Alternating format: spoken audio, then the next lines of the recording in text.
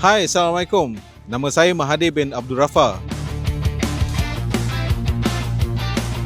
Saya adalah pengarah Majlis Sukan Pahang. Nak tahu apa peranan saya sempena Sukma kali ini? Jom sama-sama dengan saya.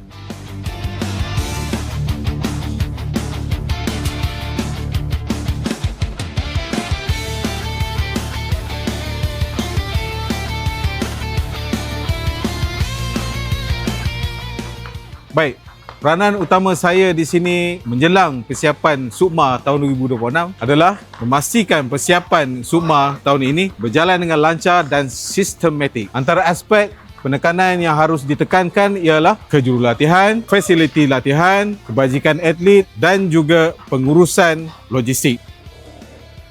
Untuk mencapai kejayaan, pasti ada cabaran yang harus dihadapi. Bagi saya pula, di sini tentu ada cabaran. Yang paling utama, yang paling perlu saya fokus antaranya ialah memenuhi keperluan pelbagai jenis sukan.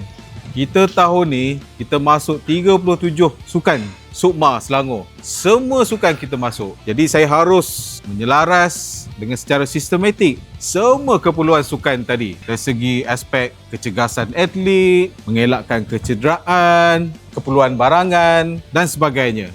Jadi, apa-apa yang kita lalui dalam dunia ni, pasti ada cabaran. Ini adalah cabaran saya.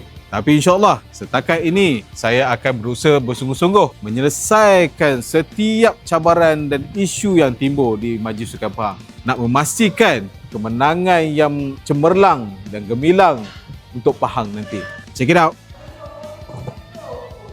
Bercakap pasal harapan, dah tentulah harapan saya dan seluruh rakyat Pahang tinggi menggunung. Tapi bagi saya, apa yang lebih penting adalah prestasi atlet kita sentiasa meningkat masa demi masa. Ya, sudah tentu kita Pahang nak memperbaiki kedudukan kita di Sukma nanti. InsyaAllah, dengan persediaan yang kami laksanakan selama ini, lebih kurang 2 tahun, saya pasti Pahang akan mendapat satu kejayaan yang membanggakan dan mempamerkan aksi terbaik di Sukma Selangor nanti.